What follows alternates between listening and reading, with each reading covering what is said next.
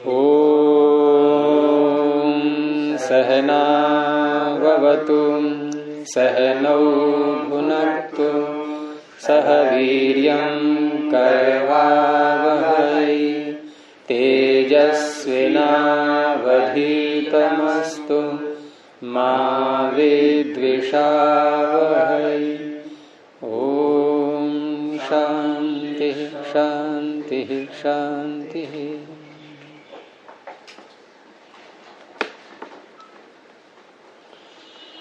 प्रथमावृत्ति की 59वीं कक्षा आप सभी का स्वागत है। सर्वनाम संज्ञा का प्रकरण चल रहा है और उसमें सर्वादीनि सर्वनामानि ये सामान्य सूत्र ये देख लिया हमने पीछे। सर्वादिगण में जो शब्द आते हैं उनकी सर्वनाम संज्ञा होती है और न बहुव्रीहौ ये बहुव्रीहि समास में दिशावाची नहीं, बहुव्रीहि समास में ये सर्वनाम संज्ञा का निषेध करता है। अर्थात सर्वादिगण में जो शब्द आ रहे हैं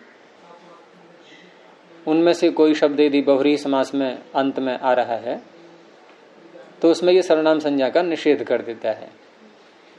लेकिन कुछ ऐसे भी हैं बहुव्रीहि समास में जहां हमें करनी है विकल्प से, उसके लिए विभाषा दिक् समासे बहुव्रीहौ ये सूत्र बनाया गया कि दिशावाची शब्दों का यदि बहुव्रीहि समास करेंगे तो वहां सर्वनाम संज्ञा विकल्प से हो जाएगी।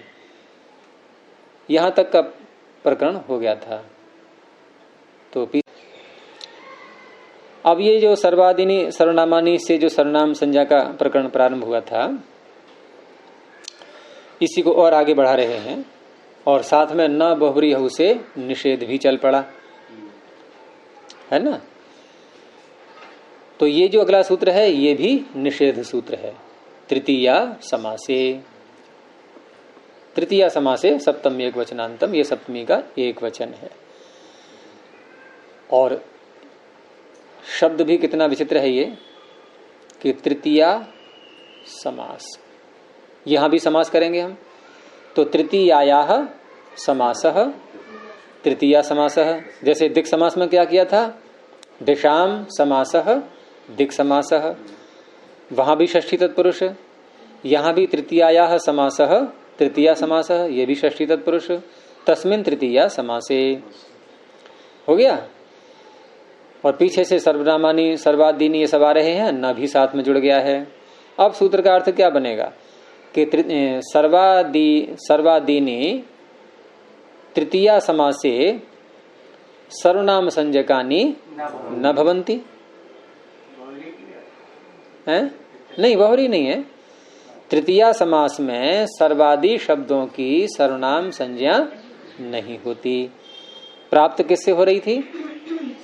सर्वादीनि सर्वनामानि से। तो ठीक उसी का अपवाद है ये कोई न बहुव्रीहि का अपवाद नहीं है, क्योंकि यहां न बहुव्रीहि से केवल न को लिया है, बहुव्रीहि से कोई संबंध नहीं है। क्योंकि तृतीया समास आ गया, बहुव्रीहि तो समाप्त हो गया, वैसे ही समास ही बदल गया। तो यहां जो उदाहरण आएंगे वो तृतीया समास के आएंगे। अब जैसे मास शब्द है और पूर्व शब्द है। अब कोई बच्चा जो है उसका जन्म हुआ है और जन्म हुआ है तो कितना समय हो गया जन्म हुए? 1 मास हो गया। अब 1 मास जन्म हुए हो गया तो वहां पर हम कैसे बोलेंगे उसको? 1 मास पूर्व का। तो मासेन पूर्वः, मासेन पूर्वः, 1 मास से ही ये पूर्व है, यानी 1 मास पहले से ही है, उससे पहले नहीं था। तो मासेन पूर्वः, मास पूर्वः, ये समास करके शब्द बनाएंगे। तो मासेन पूर्वः, अब यहां अलग अलग जो अलौकिक विग्रह है वो कैसे रखेंगे? मास टा पूर्व सु। अब यहां समास करने के लिए सूत्र चाहिए फिर अलग से एक और, क्योंकि समास करना है और उसमें ये शब्द भी आ रहा हो, ऐसा सूत्र हो। तो सूत्र इसका पाणिनि ने अलग से बना दिया है।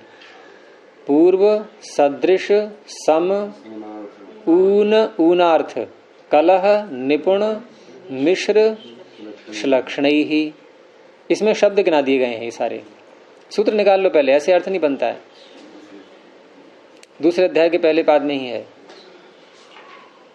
तत्पुरुष के अधिकार में, चौथे कॉलम में 30 संख्या पर, दूसरा अध्याय पहला पाद, 30 संख्या पहला पाद। ठीक है। अब क्या क्या आ रहा है इसमें ऊपर से, हम समास के सूत्रों का अर्थ कैसे करते हैं, मुख्य मुख्य जो अनुवृत्तियां हैं, अधिकार हैं, वो किस किस के चलते हैं इन सारे प्रकरणों में, समास के सूत्रों में। तो 2 पद हमेशा याद रखना, एक सुप और एक सुपा, ये मत भूलना कभी भी। सुबह मंत्रते परांगवत स्वरे से सुप चल पड़ता है, अपनी यात्रा उसने प्रारंभ कर दी। और सह सुपा ये भी चल रहा है, इसमें सह भी साथ में ही है इसके, सुपा सह। तो सुप और सुपा सह ये सब सूत्र में लगेंगे। और समास संज्ञा भी चल रही है साथ में, तो प्राक कडारा समासह से समास भी पहुंच रहा है सब में। तो इस तरह से समासह, सुप और सहसुपा ये तो आपको हर सूत्र में मिलेंगे। ठीक है। अब हम सूत्र का अर्थ करेंगे। समर्था पदविधि जो है ये यद्यपि परिभाषा है, ये इसमें इस तरह से हम घटाते हैं, ये तो सभी जगह घटेगी, ये कोई इसी प्रकरण के लिए नहीं है। समर्था पदविधि ये बहुत व्यापक परिभाषा है। यहां इस तरह से घटाते हैं इसको कि हम जिन 2 शब्दों का समास कर रहे हैं वो आपस में एक दूसरे से जुड़े हुए होने चाहिए। और इसमें समझाते हैं इस प्रकार से कि जैसे हमने कहा कि उपगोह अपत्यम, उपगु की संतान। ठीक है। यहां हम वहां घटा रहे हैं, लेकिन यहां ऐसे समझ लो जैसे गुरोह कुलम, गुरुकुल में घटाना है हमें, गुरोह कुलम। अब गुरोह कुलम में, गुरोह में षष्ठी लाए हम और कुल में प्रथमा लाए, दोनों का समास किया। क्यों हो पाया समास ये? क्योंकि गुरु का और कुल का संबंध है आपस में, यानी गुरु का ही कुल, ऐसा बताया जा रहा है। लेकिन यहां यदि हम ऐसे कह दें कि देवदत्तस्य गुरोह, देवदत्त को पीछे और जोड़ दिया हमने, देवदत्तस्य गुरोह कुलम यजदत्तस्य, कुछ भी नाम बोल दो आप। अब यहां गुरोह का संबंध किससे है? गुरोह का संबंध या कुलम के साथ में और कुछ ही मत जोड़ा आप, देवदत्तस्य गुरोह कुलम। अब गुरोह में षष्ठी किस कारण से है, या यूं कह दो आप देवदत्त से में षष्ठी किस कारण से है? देवदत्त का किसके साथ संबंध दिखाया जा रहा है? गुरु के साथ में। तो गुरु किससे जुड़ गया? देवदत्त से। अब कुल के कारण से हम उसको समास नहीं कर पाएंगे। गुरु जुड़ा है देवदत्त से, हम ऐसे समास नहीं करेंगे कि देवदत्तस्य गुरुकुलम। गुरुकुलम तो बना दिया हमने गुरुकुलम, और देवदत्तस्य गुरुकुलम क्या अर्थ बनेगा इसका? देवदत्त का गुरुकुल है अब वो, तो ऐसे नहीं है ना। हमें जो अर्थ लेना है वो अन्य देवदत्त के गुरु का कुल। हाँ, तो आप समास नहीं कर पाओगे, बात फिर भी आ गई। यानी कि समास कब होगा ये प्रश्न है। तो समास होगा जब समर्थ हो, तब समर्थों की पद विधि होती है, पदों की विधि। ये समास भी पदों की विधि है एक, ये किन की होती है? समर्थों की। तो ये बहुत व्यापक शब्द है ये परिभाषा। हमें यहां लेना है, अभी ज्यादा गहराई मत जाओ, अभी हमें यहां लेना है समास की अनुवृत्ति और सुप और सहसुपा। अब अर्थ करें आप सूत्र का। अब देखो, जहां समास करने वाला सूत्र आएगा, इन समास के सूत्रों में तृतीयांत पद भी आते हैं। तृतीयांत पद जब आएंगे तो वहां हमारी जो अनुवृत्तियां आ रही हैं उसमें तृतीया वाली अनुवृत्ति कौन सी है? सुपा, वो जुड़ जाएगी उसके साथ में। और जो प्रथमांत शब्द है समास करने वाले सूत्र में, उसमें प्रथमा वाली अनुवृत्ति जुड़ जाएगी। वो कौन सी है? सुप। हमें सुप को भी जोड़ना है। सुप का अर्थ है सुबंत। सुपा में जो सुप है उसका भी अर्थ सुबंत है, लेकिन वहां होगा सुबंत के साथ। तृतीया हो गई ना, सह सुपा, सुबंत के साथ। और एक है प्रथमा वाला सुप, उसका भी अर्थ सुबंत है। तो हम जो अनुवृत्ति ला रहे हैं उन दोनों शब्दों का अर्थ क्या है? सुबंत का सुबंत के साथ, बस इतना कार्य है। सुबंत का सुबंत के साथ समास होता है, इतना जो अर्थ बोला मैंने, ये अनुवृत्ति वाले पदों का अर्थ है। सूत्र में आए पदों का अर्थ नहीं है किसी का भी। ये सुबंत का सुबंत के साथ समास होता है, ये किन का अर्थ है? अनुवृत्ति वाले पदों का अर्थ। समासः की अनुवृत्ति, सहसुपा की अनुवृत्ति और सुप की अनुवृत्ति। तो सुबंत का सुबंत के साथ समास होता है। अब जिस सूत्र को हम लगा रहे हैं वहां कैसे संगति लगाएंगे इसकी, कि जहां तृतीय आ रही है वहां सुपासह जोड़ दो, जहां प्रथमा आ रही है वहां सुप जोड़ दो। अब ये जो सूत्र बोला हमने, इसमें कितने पद हैं सुकामा जी? कितने पद हैं इसमें? एक ही तो पद है, इसीलिए पूछा मैंने। समास के अंदर वाले नहीं गिनने हमें। समास होने के बाद एक पद बन जाता है। हाँ तो बन गया तो कोई बात नहीं, हम एक ही बोलेंगे फिर उसको, इसलिए वो वाला गिर गिर के बता रहे हैं। अब जो एक पद है तो इसमें विभक्ति कौन सी है? तृतीया का बहुवचन। तो अनुवृत्ति आ रही हमारी तृतीया में सुपा की। अब हम कैसे बोलेंगे कि पूर्व सदृश सम ऊनार्थ कलह निपुण मिश्र श्लक्षण इत्येतैहि सुबन्तैहि पदैहि, हैं? सह भी तो आ रहा है पीछे से, ठीक है। अब इतना तो हो गया। अब प्रथमा हम कौन सा ढूंढे इसमें? तो प्रथमा अनुवृत्ति कोई नहीं और बस सुप वही आ रहा है पीछे से अकेला अनुवृत्ति में, तो हम कह देंगे सुबंतम। हाँ तृतीया आ रहा है, नहीं तृतीया तो इसके साथ जुड़ जाएगा। तृतीया के साथ तृतीया जुड़ गया है, तृतीया तो इसमें आ गई ना, तृतीया तो इसमें आ गई। इत्येतैहि सुबन्तैहि सह, ये तृतीया तो आ गई इसमें, ठीक है। इनके साथ में, अब इनके साथ में सुबंत, क्योंकि सुब अकेला ही रह गया है पीछे से, तो सुबंतम समस्यते समास को प्राप्त होता है। एक अनुवृत्ति और आ रही है इसमें। समास भी नाम है ठीक है, लेकिन समास भी अलग अलग भेद हैं उसके, 4 प्रकार के समास हैं। तो कौन सा समास है? तत्पुरुष और आ रहा है पीछे से। तत्पुरुषस्य समासो भवति है, पूर्व सदृश इत्यादि भी सुबन्तैहि सह सुबंतम समस्यते तत्पुरुषस्य समासो भवति। ये पूरे सूत्र का अर्थ हो गया। और ठीक ऐसे ही हर सूत्र का अर्थ करते जाएंगे। अब इसमें यह देखना होता है कि समास करने वाले सूत्र में, समास तो इसने कर दिया, और समास करने के बाद 2 कार्य हम तुरंत कर लेते हैं, प्रातिपदिक संज्ञा और सुपों का लुक। तो क्या रह गया अब? मास पूर्व।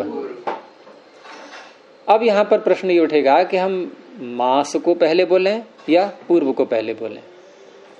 वहां पर अगला नियम काम करता है कि समास करने वाले सूत्र में जो प्रथमा निर्दिष्ट पद होता है, प्रथमा विभक्ति जिसमें आई हुई है और वो जिसको निर्देश कर रहा है, वो पहले आता है। तो पहले तो हम उसकी संज्ञा करते हैं। प्रथमा निर्दिष्टम समास उपसर्जनम। समास करने वाले सूत्र में जिसमें प्रथमा विभक्ति आई हुई है, तो समास करने वाला सूत्र हमारे पास में ये था। लेकिन जिसमें जो अनुवृत्तियां आ रही हैं वो भी समास करने वाले ही सूत्र के भाग हो गए, सारे अंग हो गए उसके। तो प्रथमा विभक्ति से निर्दिष्ट प्रथमा विभक्ति किसमें है? सुप में। प्रथमा विभक्ति किसमें है? सुप में। ऊपर से तृतीया भी आ रहा है, तृतीयांतम सुबंतम। तृतीया तत्कृतार्थे न गुणवचन है इसके ऊपर सूत्र, तृतीया तत्कृतार्थे न गुणवचने न। तो तृतीया भी प्रथमांत पद है और सुप के साथ जुड़ जाएगा तृतीयांतम सुबंतम।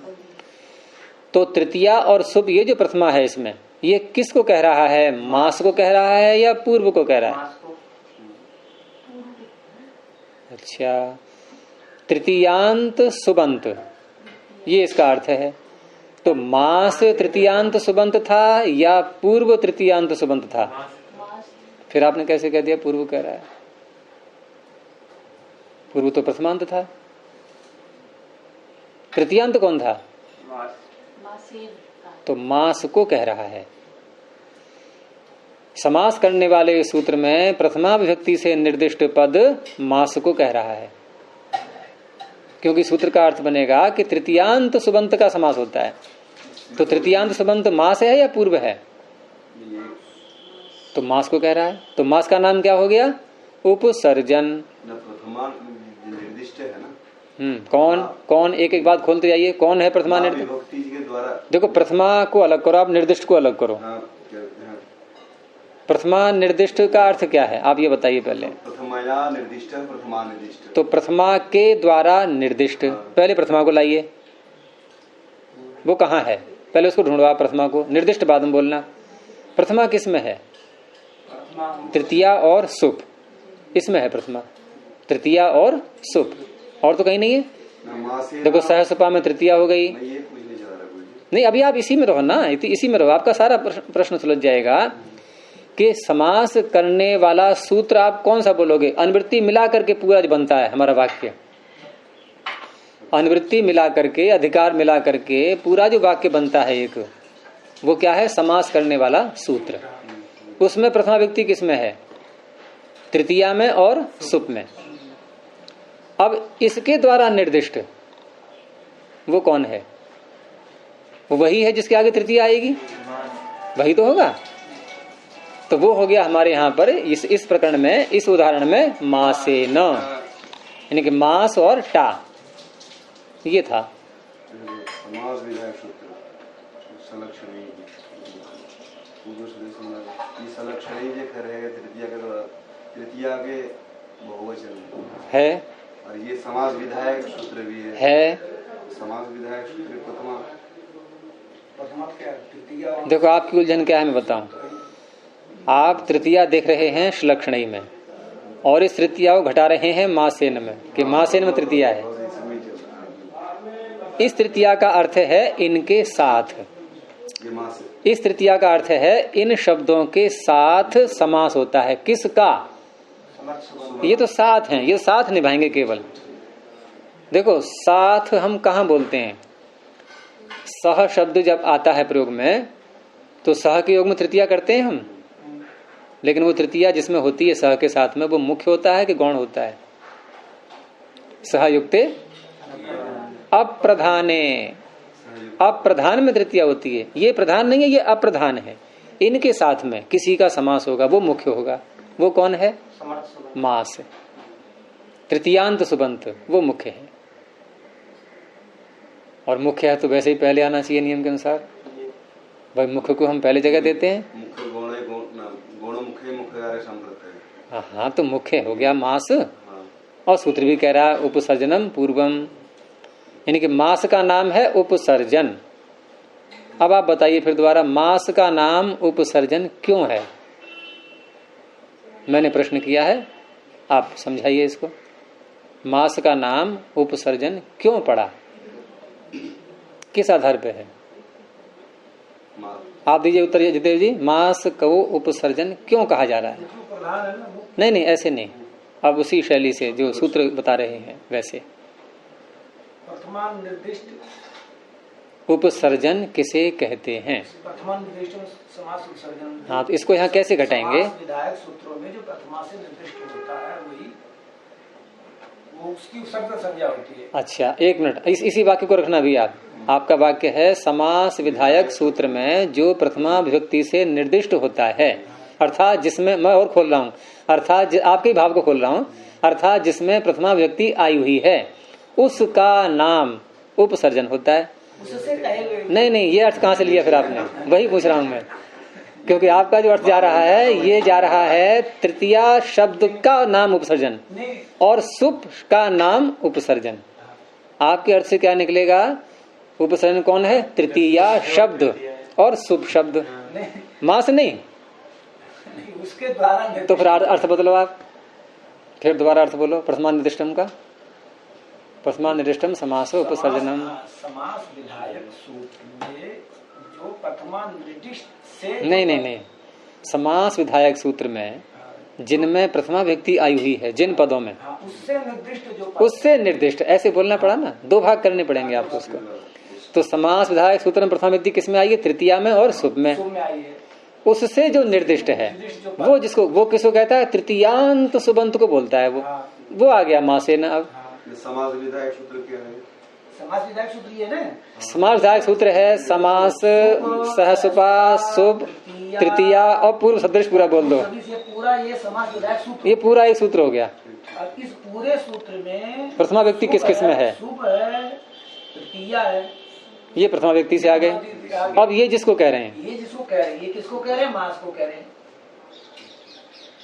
ये पूर्व को नहीं कह रहे हैं। पूर्व को नहीं कह रहे।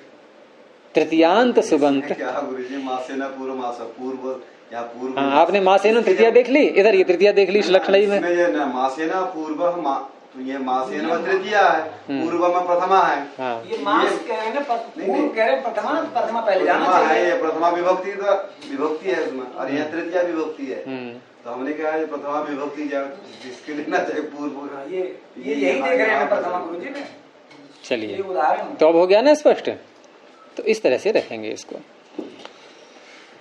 तो मास और पूर्व, उपसर्जनम पूर्वम, उपसर्जन जो होता है वो पहले आता है, तो मास को पहले रख दिया। तो मास पूर्व, यहां तक पहुंच गए हम। अब इसमें जो पूर्व शब्द है, मास नहीं पूर्व शब्द, ये आता है सर्वाधिगण में, ये आता है। तो सर्वाधीनी सर्वनामानी से पूर्व शब्द की सर्वनाम संज्ञा हो गई। और वैसे भी तत्पुरुष समास में उत्तर पद प्रधान होता ही है ना। तो पूर्व शब्द की इसमें प्रधानता है। अब सर्वनाम सर्वाधिगण में आने से इसकी सर्वनाम संज्ञा प्राप्त हो रही है। सर्वनाम संज्ञा प्राप्त हो रही है तो जब इसके रूप चलाएंगे हम मास पूर्व शब्द के, तो जो सर्वनाम के कार्य हैं वो यहाँ भी प्राप्त होंगे। हाँ, वो सब कार्य हैं, वही 5-6 जो भी हैं, 7-8 वो सब प्राप्त होंगे यहाँ पर। तो तृतीया समास ने उसका निषेध कर दिया कि तृतीया तत्पुरुष समास आपने किया है, इसलिए यहाँ पर जो सर्वाधिगण का कोई शब्द यदि आपको मिल जाए तो उसकी सर्वनाम संज्ञा मत करना। नहीं की जैसे अन्य शब्दों के रूप चलते हैं, बालक इत्यादि के अकारांतों के, ये भी अकारांत बन चुका है मास पूर्व, तो वैसे ही रूप चलेंगे। तो जैसे हम चतुर्थी विभक्ति में अंगे प्रत्यय लाए, तो वैसे यदि सर्वनाम संज्ञा हो जाती तो सर्वनाम न हस्मई लगाते, नहीं हुई तो ङेर यह, ये उत्सर्ग सूत्र है सामान्य, कि ङे के स्थान में यह हो जाता है। यकार नहीं, 2 वर्ण आ रहे हैं, यकार बोलते 1 वर्ण आएगा। फिर आप कैसे बोलोगे? मास पूर्वाय, या को हल लिखना पड़ेगा। बालकाय कैसे लिखेंगे? या को हल करके, नीचे चिन्ह लगा करके हलंत का, ऐसे लिखते हैं क्या? या में अ है कि नहीं है? तो 2 हैं, इसलिए यकार आदेश नहीं है, यह आदेश है। ये भाषा पे ध्यान रखो अपनी व्याकरण में। कार लगाते ही 1 वर्ण, कार हटाते ही जितने भी हैं, जो भी हैं, जितना हम बोला हमने पूरा आ जाएगा। और उसके बाद सुपीचर से दीर्घ हो जाएगा मास पूर्वाय। ठीक है, अर्थ क्या बन गया कि 1 मास पहले जो उत्पन्न हुआ है उसके लिए कुछ देना है, बच्चा है, दूध देना है, मास पूर्वाय देही। ठीक है, ऐसे ही किसी को 1 वर्ष हो गया है उत्पन्न हुए, तो संवत्सरेण पूर्वः, संवत्सर पूर्वः, तस्मै संवत्सर पूर्वाय। हाँ, सब जगह लग जाएगा। ये तो उदाहरण मात्र होते हैं, केवल कितना ही लगा लो। हैं क्या कह रहे सप्ताह में? क्या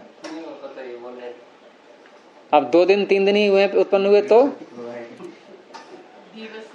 वहां भी बनेंगे शब्द। तो आगे वही उदाहरण है, पहले द्वि और अहन, इनका समास कर लेंगे, और समास करके जो शब्द आएगा बन करके, अभी उसी को लेना है, बना बनाया। अभी हमें द्वि और अह का समास नहीं करना है, बना बनाया शब्द ले लो, द्यः। कैसे बनेगा वो छोड़ो, अभी वो एक अलग विषय बन जाता है फिर। तो द्वयः शब्द का अर्थ है 2 दिन। अब 2 दिन पहले ही कोई उत्पन्न हुआ है ऐसा बच्चा, तो द्वयः, द्वयहेन अकारांत है ये द्वयः, ये अहन को टच प्रत्यय होकर के समासांत ये बनते हैं शब्द। तो द्वयहेन पूर्वः, तो द्वयः टा पूर्व सु, यहां भी पूर्व सदृश समुनार्थ सूत्र से समास कर दिया। और द्वयः पूर्व, तो पूर्व शब्द यहाँ वही लिया है जो सर्वाधिगण में आ रहा है, सर्वनाम संज्ञा प्राप्त थी, इसने निषेध कर दिया। तो गे प्रत्यय ला करके गे के स्थान में यह करके सुपीछा से दीर्घ हो गया, द्वयः पूर्वाय। 3 दिन पहले उत्पन्न हुआ है तो त्रयः पूर्वाय। ठीक है, हैं? चतुर्थी था कहां से आ गया? फिर था बोल दिया आपने। आपने इधर द्वित्री लिया है तो चतुर्थ क्यों जोड़ दिया उसमें? चतुर केवल, उसके आगे अह जोड़ो। इस तरह से बोलेंगे तो ये हो गए उदाहरण, ऐसे ही जुड़ते जाएंगे। ठीक है, अब अगला सूत्र। अब अगले सूत्र में भी निषेध चल रहा है। अभी ये जो न बहुरी उन्हें जो निषेध की परंपरा डाल दी ना, तो ये आगे भी चल रही है, अभी निषेध समाप्त नहीं हुआ है। ये अगले एक और सूत्र में भी जाएगा। तो अगला सूत्र आया द्वंद्वे च, द्वंद्वे सप्तम एक वचनांतम च व्यपदम। अनुवृत्तियां वही हैं जो पहले थी, इसमें समास एक भी नहीं है सूत्र में। तो सीधा अर्थ करेंगे कि द्वंद्वे समासे सर्वादीनी सर्वनाम संज्ञकानि न भवन्ति। जैसे पिछले सूत्र ने तृतीया समास का निषेध किया था, इसने द्वंद्व समास का निषेध किया है। तो आप यूं भी कह सकते हैं कि फिर तो ये एक ही सूत्र में दोनों बातें आ जाती हैं कि तृतीया द्वंद्व समासे। क्यों कहा अलग से? इसलिए कि द्वंद्व की अनुवृत्ति आगे भी ले जानी है, तृतीय समास की नहीं ले जानी है। अब एक ही शब्द सूत्र बन जाता तो फिर समास में आए हुए जो पद होते हैं उनको एक निकाल करके उसमें से अनुवृत्ति ले जाने की परंपरा नहीं है, इसलिए इसको अलग से कर दिया है। अब द्वंद्व समास का आएगा उदाहरण। तो उदाहरण दिए हैं इसमें पूर्वापराणाम, दक्षिणोत्तर पूर्वाणाम, कतर कतमानाम, ये इसके उदाहरण हो गए। तो पूर्वापराणाम, 2 शब्द हैं यहाँ पर, पूर्व और अपर। षष्ठी का बहुवचन है तो अर्थ क्या बनेगा? पूर्व और पर वालों का, नहीं अपर नहीं, पूर्व पराणाम है, पूर्वापराणाम नहीं, पूर्व पराणाम, पूर्व और पर वालों का। कोई भी वाक्य बोलना है हमें, षष्ठी का बहुवचन बनाना है।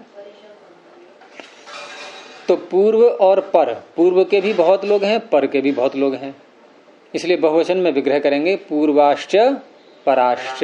ये द्वंद्व समास की शैली होती है, च लगा करके पूर्वाश्च पराश्च इति पूर्वपराः तेषां पूर्वपराणाम। तो पूर्वाश्च पराश्च, पूर्व जस पर जस, समास करने वाला, द्वंद्व समास करने वाला एक ही सूत्र है, अन्य 3 समास करने वाले अनेकों सूत्र हैं। तो एक ही सूत्र है तो वो तो याद रहता ही सबको। 4 थे द्वंद्व, द्वंद्व च नहीं, 4 थे द्वंद्व, एक ही सूत्र है। च के अर्थ में द्वंद्व समास हो गया। तो पूर्व जस और परजस द्वंद्व समास करते ही अगला दोनों कार्य करके पूर्व पर, इतना हो गया। अब पूर्व पर शब्द में ये पूर्व भी सर्वाधिगण में आ रहा है, पर भी सर्वाधिगण में आ रहा है, दोनों ही आ रहे हैं यहाँ। तो ऊपर वाले उदाहरण में तो मास सर्वाधिगण में नहीं था, पूर्व सर्वाधिगण में था, यहाँ दोनों ही सर्वाधिगण के हैं। तो सर्वनाम संज्ञा की प्राप्ति हो रही है, इसने निषेध कर दिया। निषेध करने से अब जो हम षष्ठी का बहुवचन लाए आम, तो आमी सर्वनामनः सुट से जो सुट कर सकते थे वो रुक गया, वो रुक गया। तो फिर अगला कार्य होगा। तो अगला कार्य क्या होता है आम को? तो वही प्रकरण निकालो जहां आमी सर्वनामनः सुट सूत्र है, 7वें अध्याय में। 7वें अध्याय में पहले ही पाद में मिलेगा आपको, और पहले ही कॉलम में होगा उधर।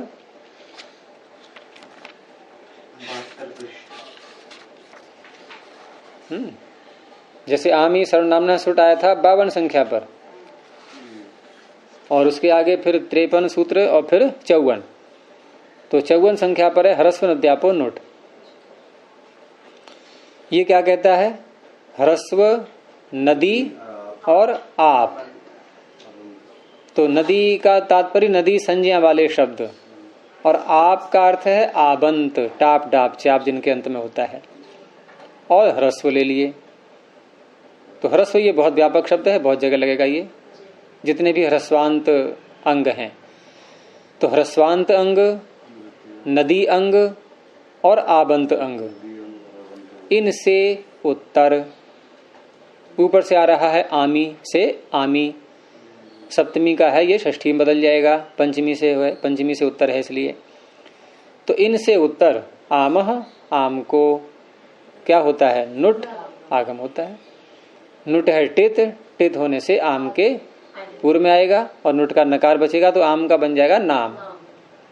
तो पूर्व पर नाम, तो नामी से पूर्व पर में र के अ को दीर्घ हो गया तो पूर्वा परा नाम और न कोण होकर के नाम हो गया।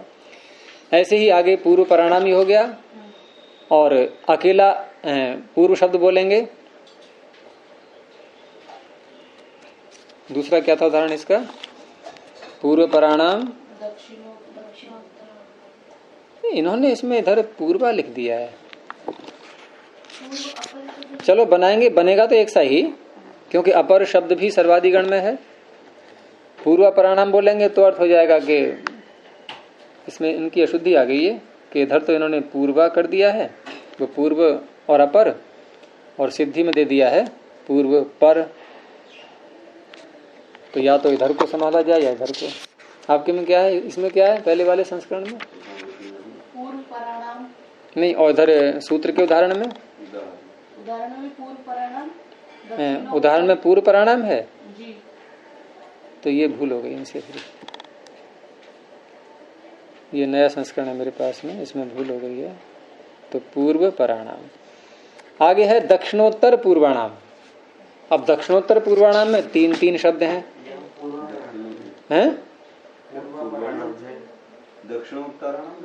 आपका भी नया होगा संस्करण तो, लेकिन सिद्धि में दे रहे हैं पूर्व पराणाम। तो सिद्धि के अनुसार कर लो उसको, क्योंकि इसमें ज्यादा परिवर्तन करना पड़ेगा, फिर नहीं तो उधर एक जगह बदलना है या कई जगह बदलना पड़ेगा फिर। तो आगे द्वंद्व समास तीन शब्दों का एक साथ है, ये दो का था। और द्वंद्व समास कितनों का भी कर सकते हैं। तो वहां तीन शब्द हो गए, दक्षिणश्च, उत्तरश्च, पूर्वश्च इति दक्षिणोत्तर पूर्वाः तेषाम दक्षिणोत्तर पूर्वाणाम। तो सारा वही कार्य है, कोई नया कार्य इसमें नहीं है। यहां भी न कोण हो गया, ठीक है। ऐसे ही कतर कतमा नाम। तो कतर कतमा नाम में क्या है भाई, कतर कहते हैं दो में से कोई एक, और कतम कहते हैं बहुतों में से कोई एक। अब ये शब्द कैसे बनेंगे इनको अभी नहीं बनाना है हमें, लेकिन कतर कतम इनकी सर्वनाम संज्ञा प्राप्त हो रही थी, वो इसने निषेध कर दिया है। और कतर और कतम इन दोनों का जब समास कर लेंगे तो कतर कतम जो शब्द बना है इसमें सर्वनाम संज्ञा का निषेध करने से कतर कतमेशाम ऐसा जो बनता वो न बन करके कतर कतमा नाम। अर्थ क्या हो जाएगा इसका कि दो में से तथा बहुतों में से किन सब का कतर कतमा नाम। ये वैसे प्रयोग कम मिलेगा, लेकिन उदाहरण समझना है हमें, तो केवल सूत्र का जो तात्पर्य है वो देखना है। तो यहां भी सर्वनाम संज्ञा का निषेध हो गया।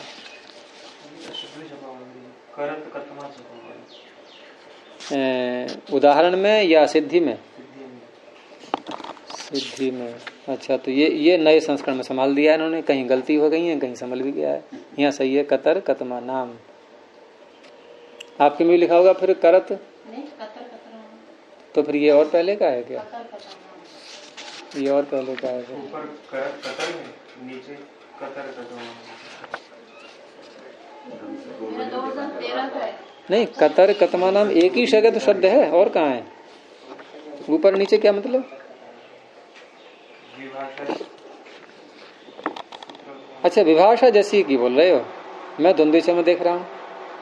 अभी तुम्हारा द्वंद्व से चल रहा है ना, आगे पहुंच गए।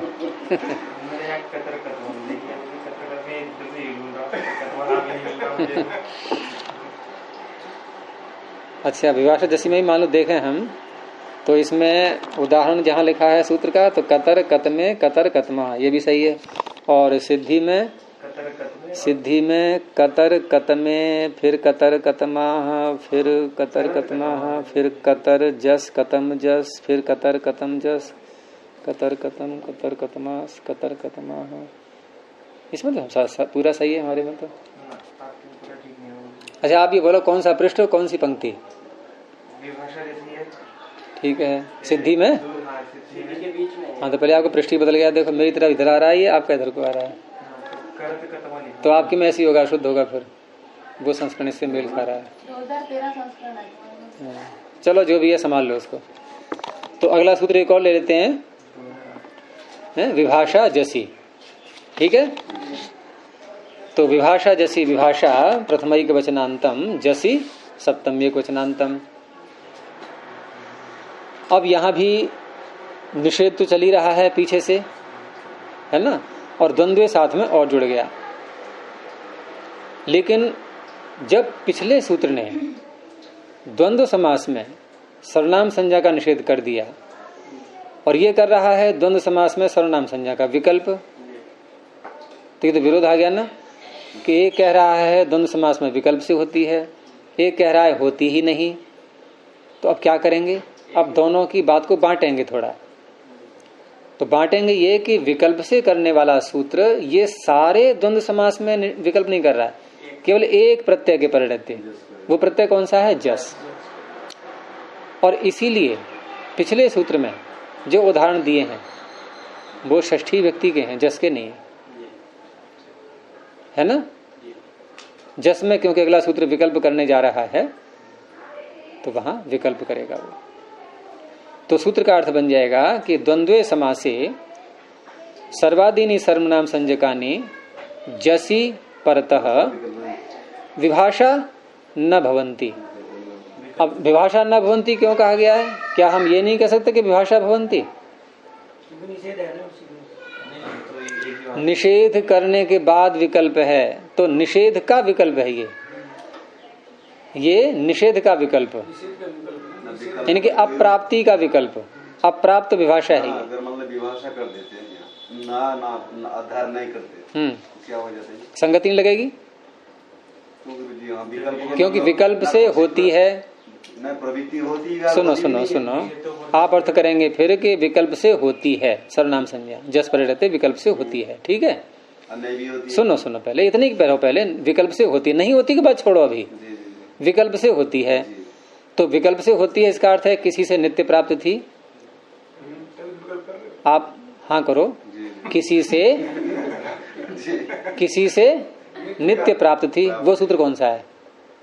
बताना पड़ेगा ना। वो आप बोलोगे सर्वाधीनी, आप नहीं बोलो, मैं बोल दे रहा हूँ, सर्वाधीनी सर्वनामानी इससे प्राप्त थी। परंतु तुरंत प्रतिपक्षी बोलेगा कि इसका तो न इसने द्वंद्व से निषेध कर दिया, अब कहाँ नित्य प्राप्त? अब तो नित्य निषेध है, अब तो नित्य निषेध है। तो नित्य निषेध में ये सूत्र बनाया गया है। तो ये निषेध में विकल्प, ये कह रहा है कि आप निषेध जो कर रहे हो विकल्प से करो निषेध। आप निषेध विकल्प से करो, एक बार करो निषेध, एक बार मत करो। तो प्राप्ति में विकल्प नहीं है, अप्राप्ति में विकल्प है, निषेध में विकल्प है। तो यहां उदाहरण वही ले लो आप पीछे वाले, जैसे कतर कतम शब्द था, तो उसी का अगर जस में बनाएंगे हम तो सर्वनाम संज्ञा करेंगे तो जस हर्षी, नहीं करेंगे तो प्रथम यो हो पूर्व सवर्ण। ठीक है, और करेंगे तो जैसा हर्षी लग जाएगा, जैसा हर्षी लग करके फिर गुण करके कतर कतमे, और दूसरा पक्ष कतर कतमा, जैसे बालका। ऐसे ही दक्षिण और पूर्व शब्द, तो दक्षिण और पूर्व शब्द यहाँ वो मत ले लेना जो पीछे अंतराल लिया था बहुरी समास में, वहां भी तो आया था ये दक्षिण पूर्व से ही दक्षिण पूर्व आई। तो क्या अंतर है उस दक्षिण पूर्व में, इस दक्षिण पूर्व में, जरा बताएंगे क्या अंतर है?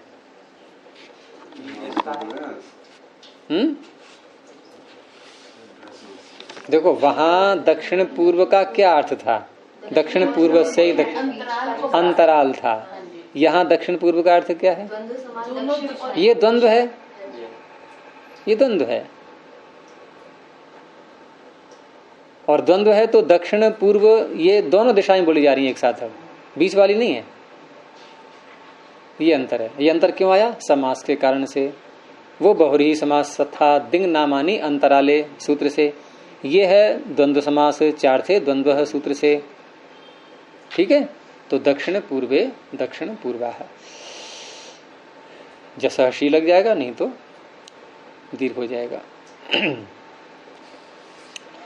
अब सर्वनाम संज्ञा का तो प्रकरण अभी चल ही रहा है, ये तो 35 सूत्र तक जाएगा आगे, और आगे भी सूत्र आ रहे हैं, और साथ में जो है ये विभाषा जैसी, ये विभाषा भी साथ में जुड़ गया है, और जहां तक सर्वनाम की अनुवृत्ति जाएगी वहीं तक साथ में अब विभाषा की भी जाएगी। तो क्या इससे निहितार्थ निकलेगा कि जो सर्वनाम संज्ञा सर्वादिनी सर्वनामानी जो नित्य प्राप्त कर रहा था, वहां अब विकल्प से होनी है आगे चल करके, और वो विकल्प से कहाँ होनी है? जस प्रत्यय में। तो सारा जोर जो है अब जस प्रत्यय पे आ चुका है, यानी आगे के जो 3 सूत्र आ रहे हैं ये जस प्रत्यय पर रहते विकल्प से करेंगे, लेकिन किन किन की करेंगे वो शब्द उन सूत्रों में गिना दिए जाएंगे। ठीक है, तो इसमें ज्यादा काम तो नहीं है, अभी निपटा लेते हैं इसको, तीनों सूत्रों को। इसमें कुछ भी नहीं है विशेष, क्योंकि आपने जस की सिद्धि को देख ही लिया कि सर्वनाम संज्ञा करेंगे तो जसहसी लगेगा, नहीं करेंगे तो प्रथम एवं पूर्व सवर्ण से पूर्व सवर्ण दीर्घ होकर के बन जाएगा शब्द। ठीक है, तो अगला सूत्र है प्रथम चरम तयाल्पार्ध कतिपय नेमाश्च। प्रथम चरम तयाल्पार्ध कतिपय नेमा प्रथमा बहुवचनांतम च अव्यपदम। इसमें समास हो गया है इनका सबका द्वंद्व समास है, प्रथमश्च चरमश्च, और ये तय क्या है? प्रत्यय। तो तयश्च अल्पश्च अर्धश्च कतिपयश्च नेमश्च, इसमें एक प्रत्यय है, बाकी सारे शब्द हैं। तो आप कहेंगे कि प्रत्यय है तो प्रत्यय क्यों ले लिया है इसमें? प्रत्यय की तो सर्वनाम संज्ञा होती नहीं है ना, तो वहां कहा है सर्वादि गण में, इसलिए वो तो पूरा गण आप देखोगे तो पता लग जाएगा कि तयप की है कि नहीं है। तय प्रत्यांतों की सर्वनाम संज्ञा की गई है। तो ये इतर इतर योग द्वंद्व समास हो गया, और अनुवृत्ति जो है विभाषा जैसी पूरा सूत्र आ ही रहा है और सर्वनामा नहीं आ रहा है, न हट के आया। क्योंकि न तो वहां था ना कि जब द्वंद्व समास की बात हो रही थी, अब यहाँ तो सर्वादिनी सर्वनामानी से ही सीधी टक्कर ली जा रही है कि वो जो प्राप्त करा रहा है नित्य, उसका जस में विकल्प करना है, अन्यत्र करता रहेगा वो नित्य। तो प्रथम चरम है, तय प्रत्यांत अल्प अर्ध कतिपय नेम इत्येते, या इत्येतानि सर्वादिनी कह सकते हैं, या इत्येते शब्दाः जसी प्रत्यय परतः विभाषा सर्वनाम संज्ञकाः भवन्ति। विकल्प करके जस प्रत्यय पर रहते इनकी सर्वनाम संज्ञा होगी। अब उदाहरण बनाते जाओ आप स्वयं ही। प्रथम का क्या बनेगा? प्रथमे प्रथमाः, चरम का चरमे चरमाः, प्रथम चरम तय। अब तय में आपको तय प्रत्यांत शब्द लेना है, तो तय प्रत्यय होता ही है, 5वें अध्याय में आएगा। तो द्वितय त्रितय ऐसे करके जो बनते हैं शब्द, द्वि और त्रि हैं, द्वि और त्रि जो शब्द हैं उनसे तय प्रत्यय करके संख्याया अवयवे तयप, वहां तय प्रत्यय होता है। हालांकि वो सिद्धि नहीं करनी है आपको, यहाँ पर आपको तो केवल ये देखना है कि द्वितय शब्द आपके पास रेडीमेड है, बस उसके आगे जस को लाना है और सर्वनाम संज्ञा का विकल्प कर देना है। तो द्वितये द्वितयाः, अल्प का अल्पे अल्पाः, अर्धे अर्धाः, कतिपय कतिपयाः, नेमे नेमाः। इन सब के शब्दों के अर्थ जानने हैं तो इसमें कोई शब्द आपको लग रहा है जटिल? प्रथम का पहला अर्थ हो गया, चरम का अंतिम अर्थ होता है, और तय प्रत्यांत का अर्थ होता है अवयव। जैसे दो द्वितय बोला तो इसका अर्थ क्या है? क्या अर्थ है इसका? दो अवयव वाला, और बहुत हैं क्योंकि बहुवचन के हैं सारे उदाहरण ये। तो दो अवयव वाले बहुत सी चीजें हैं जिनके दो दो अवयव हैं, ऐसी बहुत सी चीजें हैं। और क्या था? अल्प थोड़ा, अर्ध आधा, कतिपय कुछ। अब बहुवचन में क्या बोलेंगे फिर? कुछ में कुछ एक। कुछ एक का मतलब क्या होता है? बोलते हैं हिंदी में नहीं कुछ एक लोग, तो कुछ एक लोग में एक होता है या कई होते हैं? और एक भी कह रहे हैं साथ में, कुछ एक लोग। बहुत सारों में से कुछ एक ऐसा कहते हैं। हाँ, बहुत सारे में से कुछ एक, यानी एक ये एक ये एक ये एक ये, सारे नहीं, कुछ एक। लेकिन कुछ एक एक एक एक कई है वो, इसलिए कतिपय कतिपया। और नेम कहते हैं किसको? जो अर्ध का अर्थ है, आधा। पहले पहले लोग, पीछे के लोग, पहले लोग ये कह सकते हैं। या किसी विद्यालय में कई कक्षाएं हैं, उसमें पहली कक्षा का प्रथम व्यक्ति, दूसरी कक्षा का प्रथम, तीसरी कक्षा का प्रथम, कई हो गए। बहुवचन दिखाना है। चलिए आगे देखते हैं। तो पूर्व परावर दक्षिणोत्तरा पराधराणी व्यवस्थायाम असंज्ञायाम, 3 पद हैं इसमें। पूर्व परावर दक्षिणोत्तरा पराधराणी प्रथमा बहुवचनांतम, व्यवस्थायाम सप्तम एकवचनांतम, असंज्ञायाम सप्तम एकवचनांतम। यहां पर भी दोनों समास हो जाएगा। पूर्वम च परम च अवरम च दक्षिणम च उत्तरम च अपरम च अधरम च, ऐसे करके। और सब में नपुंसकलिंग करके कर लिया है समास, क्योंकि तीनों लिंगों में चलते हैं। अब क्योंकि सूत्र में धराणी अधराणी नपुंसकलिंग का ही प्रयोग है, तो हम द्वंद्व समास में जो विग्रह करेंगे वहां भी नपुंसकलिंग कर लिया। ठीक है, ये तीनों लिंगों में आते हैं। सर्वनाम के जो शब्द है ना, ये तीनों लिंगों में आते हैं। तो आप किसी भी लिंग में विग्रह कर लो तो सूत्र के अनुसार नपुंसकलिंग में कर लिया गया है। तो ये हो गया इतर योग द्वंद्व समास। और असंज्ञायाम में भी समास दिया हुआ है, तो इसमें नए तत्पुरुष है, नए बहुव्रीहि नहीं, नए तत्पुरुष है।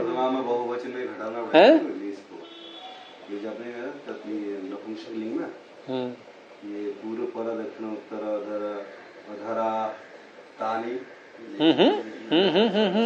आप गलत बोल रहे हैं, प्रथमांत ही रखना है आपको। सूत्र में प्रथमांत ही है, अधराणी बहुवचन। तो न संज्ञा असंज्ञा, तस्याम असंज्ञायाम, यहां इस तरह से बोलेंगे। नए तत्पुरुष समास हो गया। अब सूत्र ये क्या कह रहा है वो देखना है, क्योंकि इसमें जो शब्द आ रहा है एक तो असंज्ञायाम और एक व्यवस्थायाम, इन दोनों को घटाएंगे। तो पूर्व पर अवर दक्षिण उत्तर अपर अधर इत्येतानि जसी विभाषा सर्वनाम संज्ञकानि भवंती या न भवंती। भवंती यहाँ ना नहीं है ना, प्राप्ति में विकल्प है, तो भवंती बोलेंगे। अब रही बात कि ये कहाँ कहाँ कर रहा है, तो संज्ञा असंज्ञा कह दिया है, तो संज्ञा भिन्न व्यवस्थायाम, नाम नहीं होने चाहिए किसी के, और साथ में व्यवस्था भी एक हो। तो व्यवस्था कैसे है उदाहरण में देखेंगे। तो जैसे पूर्वाह शब्द बोला गया, यानी पूर्व शब्द पूर्व वाले। अब पूर्व वाले में यहाँ व्यवस्था क्या है भाई, कहीं कोई स्थान है और वहां एक व्यवस्था दी गई कि इधर वाले लोग, पूर्व वाले लोग, ये व्यवस्था हो गई, लेकिन उनका नाम नहीं है पूर्व। ये दिशा की दृष्टि से कह दिया गया है कि पूर्व वाले, अपर वाले, पर वाले और अवर इधर वाले, दक्षिण की दिशा की तरफ दक्षिण वाले, उत्तर वाले, अधर नीचे वाले। ये इस तरह से व्यवस्था भी है, दिखाई दे रही है, और साथ में संज्ञा नहीं होनी चाहिए। संज्ञा भिन्न व्यवस्था में ये सूत्र लगते हैं। तो सर्वत्र यहां पर जस के स्थान पर सर्वनाम संज्ञा करेंगे तो शी होगा, नहीं तो नहीं होगा। आगे है स्वमज्ञाति धनाख्यायाम। स्वम प्रथम एक वचनांतम, अज्ञाति धनाख्यायाम सप्तम एक वचनांतम। अज्ञाति धनाख्यायाम में ज्ञाति का और धन का पहले द्वंद्व समास करेंगे। ज्ञाति कहते हैं परिवार के लिए, परिवार के लोग। ज्ञातिश्च धनम च इति ज्ञाति धने, ये नपुंसकलिंग का शब्द है धन, इसलिए द्विवचन में ज्ञाति धने है। अब ज्ञाति धने ये शब्द बनने के बाद अब आख्या शब्द के साथ समास करेंगे। तो आख्या शब्द के साथ जो समास होगा ये होगा षष्ठी तत्पुरुष। तो ज्ञाति धन में षष्ठी का द्विवचन लाएंगे। ज्ञाति धनयोः आख्या इति ज्ञाति धनाख्या है, तस्याम नहीं, ज्ञाति धनाख्या। अब इसके बाद ये अब तक जो समास किया हमने, एक द्वंद्व किया और दूसरा बहुव्रीहि षष्ठी तत्पुरुष किया है। अब इसके बाद एक समास फिर और होगा, वो नए के साथ होगा कि न ज्ञाति धनाख्या अज्ञाति धनाख्या तस्याम अज्ञाति धनाख्यायाम। अर्थात ज्ञाति और धन की आख्या इनको छोड़ा जा रहा है। इनमें ये स्व शब्द यदि प्रयोग में आ रहा है ना, तभी ये सूत्र अपना कार्य करेगा। यानी ज्ञाति और धन को न कह रहा हो, परिवार को न कह रहा हो, क्योंकि स्व का अर्थ क्या होता है, अपना। तो परिवार भी अपना होता है, धन भी अपना होता है। तो कहा नहीं, यदि परिवार और धन अर्थ आप लेंगे तो सर्वनाम संज्ञा नित्य होगी, और परिवार और धन अर्थ नहीं है तो विकल्प से होगी। तो आचार्य जी कहने मतलब स्व का तो चार स्पष्ट हो गया ना कि स्व तो अपना कुछ भी हो सकता है, अपना, आत्मीय, धन और जाति, जाति, इनको छोड़ दें। प्रमुख हो गए। हाँ, उसमें ज्ञाति धन को छोड़ देंगे। हाँ, जाति धन को। तो सूत्र का अर्थ बन जाएगा कि ज्ञाति धनाभिधान भिन्नस्य स्व शब्दस्य। इन्होंने स्वयं भी बता दिया है अर्थ में कि स्व शब्द के अनेक अर्थ हैं, अर्थात एक से अधिक अर्थ हैं, और वो एक से अधिक अर्थ तीन दिए इन्होंने, ज्ञाति, धन, आत्मीय। तो दो को छोड़ दिया इन्होंने। तो ज्ञाति धनाभिधान भिन्नस्य स्व शब्दस्य जसी परतः विभाषा सर्वनाम संज्ञा भवति। अब जैसे कहा गया कि स्वे पुत्राः, स्वाह पुत्राः, तो स्वे पुत्राः स्वापुत्राः या स्वे गावः स्वागावः, तो यहां अर्थ कैसे लेंगे हम? आत्मीय, आत्मीयता दिखाने के लिए, यानी कि अपना संबंध तो है लेकिन आत्मीय संबंध है, अर्थात जहां भी ज्ञाति और धन कहा जाएगा तो वहां ये सर्वनाम संज्ञा नित्य होगी। अब इसमें मान लो कहीं पर आपको स्वे पुत्राः शब्द वाक्य में कहीं सुनाई दे रहा है, दिखाई दे रहा है, तो आप दोनों अर्थ ले सकते हैं फिर उसके, क्योंकि सर्वनाम संज्ञा विकल्प से अज्ञाति और अधन अर्थ में भी आ रही है, और ज्ञाति और धन अर्थ में भी, तो वहां धन तो होता नहीं है, पुत्र ज्ञाति के रूप में ही आ सकता है, तो वहां सर्वनाम संज्ञा हो भी रही है सर्वादीनी सर्वनामानी से। लेकिन जहां स्वाह पुत्राः मिलेगा वहां आपको स्पष्ट हो जाएगा कि यहां ज्ञाति और धन अर्थ नहीं है।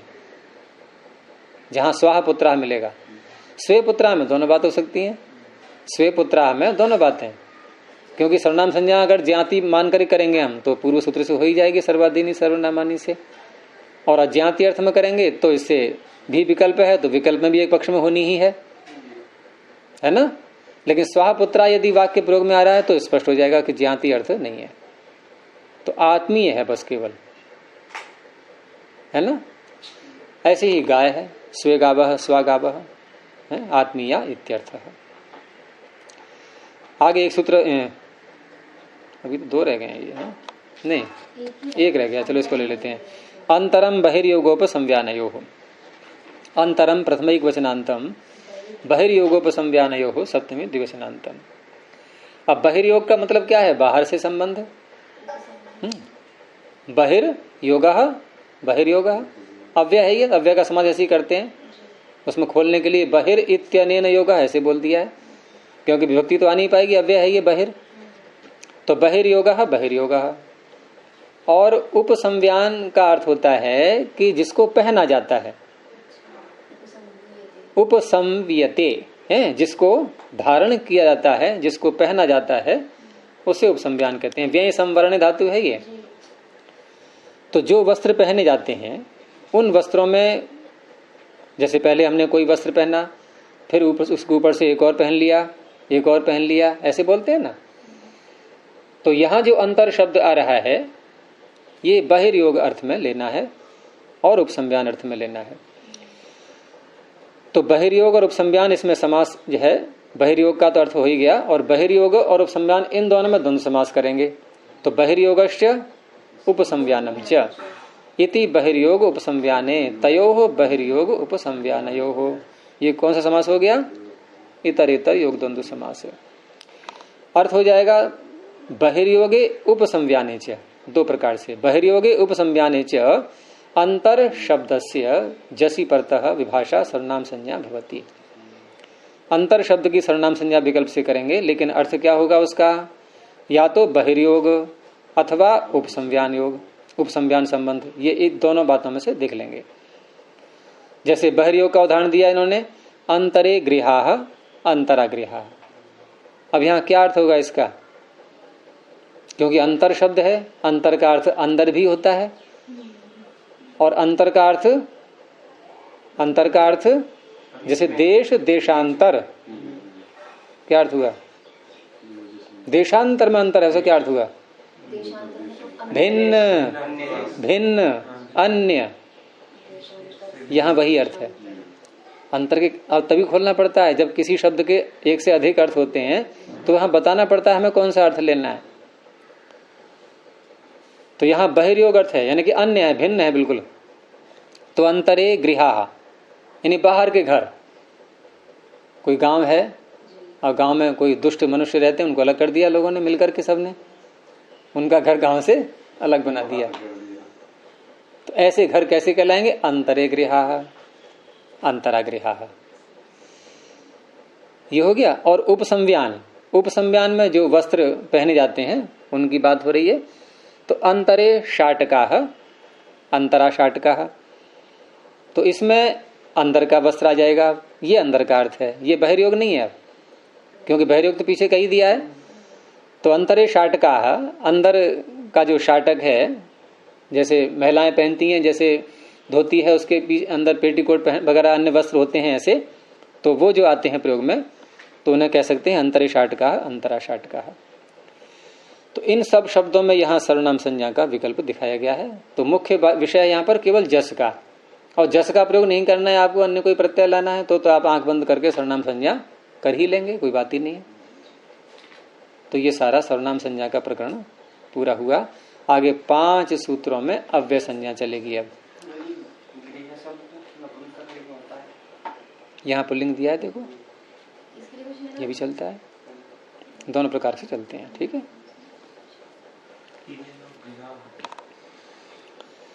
प्रणव ध्वनि। ओ